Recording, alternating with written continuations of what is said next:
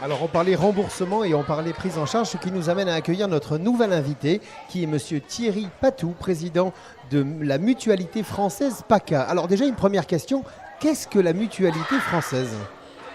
Alors la mutualité, c'est une fédération, ce n'est pas une mutuelle, c'est une fédération qui rassemble, on va dire 98% des mutuelles de ce pays. Donc la mutualité n'a pas de produits santé à vendre, hein. Par contre, elle organise un certain nombre d'actions de prévention, de promotion de la santé et d'offres de soins, on pourrait dire en nature, puisqu'elle dispose d'un réseau d'établissements extrêmement développé de 2600 établissements dans toute la France. Donc vous avez créé en fait une association qui n'existe pas dans les autres départements puisque vous vous êtes lié au CROSS Côte d'Azur, le comité régional olympique et sportif de la Côte d'Azur et la Ligue contre le cancer. Et vous faites en fait plusieurs événements. On vous a vu aussi sur les European Masters Games. On vous a vu aussi sur la dernière journée de la santé qui s'est passée place Pierre-Gauthier. Et on vous retrouve ici dans la fan zone de l'Euro 2016. Alors qu'est-ce que vous proposez donc avec ce triumvirat associatif donc pour la santé et la nutrition ? Alors, on est complètement dans ce qu'évoquait le professeur Olivier Guérin, mon ami Olivier, précédemment. C'est la promotion de l'activité physique et sportive en amont de la maladie et puis après la maladie, quand elle est survenue. Effectivement, on a noué ce partenariat avec nos amis de la Ligue contre le cancer, du comité régional olympique et sportif, avec un slogan « Ma santé, j'y tiens ». Et je suis un acteur de ma santé et non pas un consommateur de soins.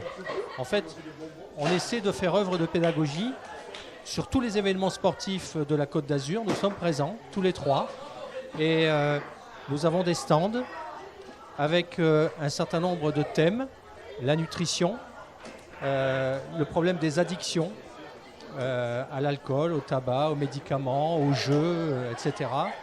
Tous les problèmes liés à la sexualité également et aux conduites à risque. Le risque solaire, très important dans cette région. On en a beaucoup parlé tout à l'heure, oui, on en a parlé, oui, c'est vrai. Le risque solaire. Et puis, donc, on a systématiquement un stand. Alors, je peux vous le dire, on est entre nous, ça ne sortira pas d'ici. On a pas de la fan zone en tout cas. Voilà, on a un petit stratagème, c'est que nous emmenons avec nous, et c'est le cas dans la fan zone, un sculpteur sur fruits qui fait des œuvres magnifiques. Personnage extraordinaire. Donc tous les gens, les enfants se précipitent pour voir ce qu'il fait. Et on a une nutritionniste qui en profite pour faire passer des questionnaires santé et faire passer un certain nombre de messages. Voilà.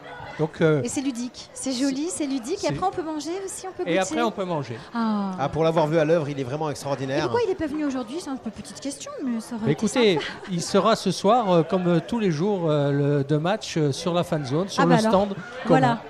On invite tout le monde à venir dans la fan zone pour aller voir le match voir, ce soir. Voilà. Allez voir le match. Belgique-Pays de Galles, très beau match d'ailleurs ce soir. On va retrouver deux équipes qu'on n'a pas l'habitude de voir à ce niveau-là et je pense qu'on va bien s'amuser. Alors, si vous me le permettez, je voudrais revenir sur votre première question. Qu'est-ce que c'est que la mutualité française ? Parce que quand je vous aurais dit, je ne vais pas vous en faire une lecture complète, l'article 1 du Code de la mutualité, tout est dit. Cet article 1 du Code de la mutualité dit qu'au moyen des cotisations versées par leurs adhérents et dans l'intérêt de ces derniers, les mutuelles développent des activités de prévoyance, de solidarité, d'entraide, favorisent le développement culturel, moral, intellectuel et physique et mettent en place des dispositifs pour améliorer les conditions de vie. Donc vous voyez que les mutuelles ne se contentent pas, et ce n'était pas leur objet initial, de rembourser des feuilles de maladie en complément de la sécurité sociale. Et encore aujourd'hui, ça va bien au-delà. Et on a pour ambition légitime d'intervenir sur les déterminants de santé. Et les activités physiques, Olivier le disait, c'est un déterminant de santé essentiel. Bon, professeur Olivier Guérin, on va vous laisser entre amis. Une petite question pour monsieur Thierry Patou. Moi, je crois que les modes de partenariat développés par la mutualité française, et en particulier sur notre territoire grâce à l'énergie que met Thierry aussi, et l'ensemble de ses équipes et de ses collaborateurs, c'est quelque chose de formidable parce que, encore une fois, je crois que si je ne l'ai pas dit 4 fois, je l'ai peut-être dit plus en fait, ces enjeux de prévention sont des enjeux que l'on a en partage. C'est vraiment important de comprendre qu'il faut tous être coordonnés pour être le plus efficace possible dans cette acculturation de nos concitoyens à la bonne compréhension de leur trajectoire en santé. Je suis gériatre, donc je vois des patients âgés. On gagne 6 heures d'espérance de vie par jour, je le dis souvent. Vous imaginez qu'en fait nos journées ne font que 18 heures puisque de toute façon on a 6 heures gratuites chaque jour qui passe. Mais ce temps qu'on a de vie en plus, il faut le passer en bonne santé et en autonomie. Et pour ça, c'est pas à partir de l'âge de 80 ans qu'on se préoccupe de sa santé, mais c'est tout au long de sa vie, par des réflexes de prévention et par avant tout la bonne connaissance de ses propres enjeux. Et c'est là le challenge. Et pour y arriver, on a besoin d'y être tous. Effectivement, il faut s'y mettre tous, il faut en parler. Ça peut peut-être commencer, ça commence à l'école avec déjà le sport. Quand on est petit, peut-être qu'il y aurait quelque chose d'autre à faire à l'école à un moment donné pour que ça fonctionne mieux, pour qu'il y ait plus de coordination, pour que les enfants aient des activités périscolaires liées au sport aussi davantage, qu'ils y prennent plus goût aussi. Est-ce que tout ça, ce sont des paramètres que l'on pourrait prendre en compte par exemple ? Alors oui, bien sûr, et puis pas que sur le sport. La santé ne se réduit pas non plus à l'activité physique, même si c'est un déterminant essentiel.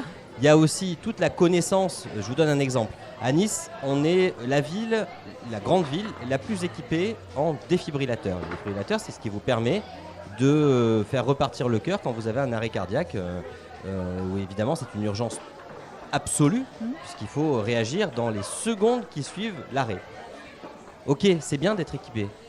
Mais si vous n'avez personne qui sait s'en servir, c'est quand même un vrai souci. J'en vois, mais je ne sais pas comment ça marche. Donc, alors ça, c'est pas bien parce que vous allez vous former tout de suite à savoir comment ça marche. Il y a les pompiers, là, ils vont m'expliquer. Vous avez évidemment sur le stand nos amis sapeurs-pompiers qui peuvent vous expliquer comment on réanime un arrêt cardiaque.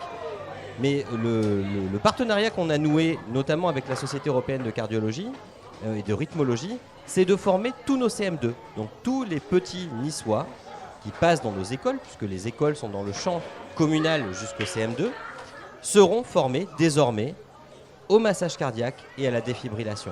Vous savez, sur cet enjeu-là, je vous donne quelques chiffres. Il y a 60 000 arrêts cardiaques en France par an. Sur ces 60 000, on pourrait en sauver 20 000 si on savait comment faire. 20 000. C'est énorme. C'est-à-dire 5 fois plus ou 6 fois plus que nos décès malheureusement par accident de la route. Les accidents de la route sont une cause nationale et c'est très bien, évidemment. Mais vous voyez que sur l'arrêt cardiaque, on pourrait sauver, si simplement nos concitoyens étaient formés et savaient réagir, 20 000 vies. Et c'est ça l'enjeu de cette formation. Vous voyez ? Et c'est une cause... Moi, j'ai toujours trouvé très surprenant qu'on n'en parle pas plus que ça. Il y a 20 000 décès en France par an, alors qu'ils ne devraient pas mourir. On a 20 000 de nos concitoyens qui meurent. Voilà. Tout ça parce que nous, les Français, nous ne savons pas réagir aux arrêts cardiaques. Les Américains, qui ont depuis longtemps cette culture-là, tous les services mobiles sont équipés de défibrillateurs, tous les citoyens sont formés, et ils récupèrent 30% des arrêts cardiaques. Voilà. C'est quand même énorme. Alors ils ont plus d'arrêts évidemment parce qu'ils sont plus nombreux que nous, mais sur les 60 000, ils en récupèrent 20 000. Nous, on en récupère 3% pour l'instant. En sachant que ça peut arriver à n'importe lequel d'entre nous, à n'importe quel moment. Exactement. Donc l'enjeu est d'autant plus important. Et il faut savoir que donc, ce sont 2845 enfants qui ont été formés donc, toute l'année par les effectifs de police municipale, puisque c'est la police municipale niçoise qui allait dans les classes de CM2 et qui allait donc former ces jeunes qui se sont retrouvés en plein milieu du congrès mondial CardioSteam pour faire une petite démonstration et puis recevoir finalement une acclamation de la part de tous les cardiologues qui étaient là, qui venaient du monde entier, puisque CardioSteam, je crois que ce sont plus de 60 nationalités qui viennent, et ça a été finalement un très très beau résultat et près de 2900 enfants formés, c'est-à-dire que si demain ils se retrouvent devant une personne qui se retrouve à faire un malaise, eh bien, ils sont capables en tous les cas d'avoir les premiers gestes, et ça je crois que c'est déjà bien donc on apprend d'avoir aussi pu le faire. À identifier les symptômes, parce que quelqu'un qui tombe, ça peut être aussi autre chose, et si à ce moment-là on lui pose un défibrillateur, peut-être que le remède peut être pire que le mal, donc il y a aussi des choses à voir avant. Bien sûr, mais cela dit, quand on voit, alors heureusement on n'en voit pas tous les jours, mais quand on voit un arrêt cardiaque, on n'a pas trop de doute parce que c'est quand même un état de mort apparente. On est mort quand on est dans un arrêt cardiaque, de toute façon. Donc on n'a pas trop de doute très longtemps. Il y a quelques éléments à prendre parce qu'effectivement il y a des situations qui peuvent simuler, mais on respire pas, on n'a pas de pouls. on est en arrêt. On est en arrêt cardiaque et donc on a les gestes tout de suite. C'est grâce à ces défibrillateurs qui sont installés effectivement de plus en plus, on en trouve partout. Et ensuite on appelle évidemment les secours. Le simple geste, l'utilisation de l'appareil ne suffit pas. Il faut une vraie prise en charge médicale derrière avec des professionnels de santé. Voilà, alors pour l'instant ce sont les bâtiments publics qui sont équipés et on vient d'en discuter ce matin avec notre maire et notre président de métropole et on va bientôt équiper aussi tous les arrêts de tram. Donc les défibrillateurs seront aussi dans l'espace public, ce qui sera extrêmement important. Et il y a beaucoup d'arrêts de tram, il va y en avoir de plus en plus avec la ligne 2, donc on a encore davantage de chances d'en trouver. Est-ce que vous voulez que je vous donne un petit servir... secret en fait du tram, parce qu'Angélique elle va pas le dire. Non. Vous savez, quand vous prenez le tram, il y a une très très jolie voix féminine qui vous annonce la station. Eh bien c'est Angélique, la voix féminine du tram de Nice. Voilà.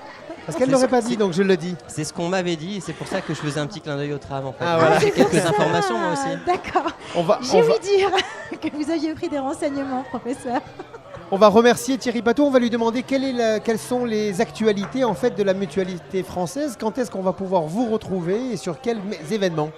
Écoutez, l'actualité elle est brûlante puisque lundi prochain, de manière symbolique, puisque la campagne a déjà commencé, je donne le signal officiel de la 15e campagne de prévention en milieu festif, puisque grâce à un certain nombre de partenaires, dont notre partenaire historique, la ville de Nice, nos équipes de professionnels de la prévention vont être présents sur tous les milieux festifs des Alpes-Maritimes pour faire passer un certain nombre de messages en matière de prévention, alcool, médicaments, drogue, conduite à risque d'un point de vue sexuel, la conduite automobile également. Et donc, ils vont être présents tout l'été sur 25 manifestations, des bals, des festivals, des soirées techno. Qui pourraient présenter effectivement des risques au regard de la population qui fréquente ces soirées-là. Bien évidemment. Et chaque année, quand on fait le bilan de leur travail et de leur intervention, ce sont des dizaines de milliers de jeunes qui viennent prendre des conseils et écouter ce qu'on leur dit. On ne donne pas de leçons, on informe simplement des risques de telles substances, de tels comportements. Et ça a beaucoup de succès depuis 15 ans. Depuis 15 ans, ça a beaucoup de succès, effectivement. Il faut que ça continue. Merci beaucoup Thierry Patou de vos interventions et puis encore bravo donc à la mutualité française, PACA, mais à la mutualité française nationale pour toutes les actions que vous faites toute l'année pour la prévention sur la Côte d'Azur et dans toutes ces grandes manifestations. Merci beaucoup. Merci à vous et à tous nos partenaires.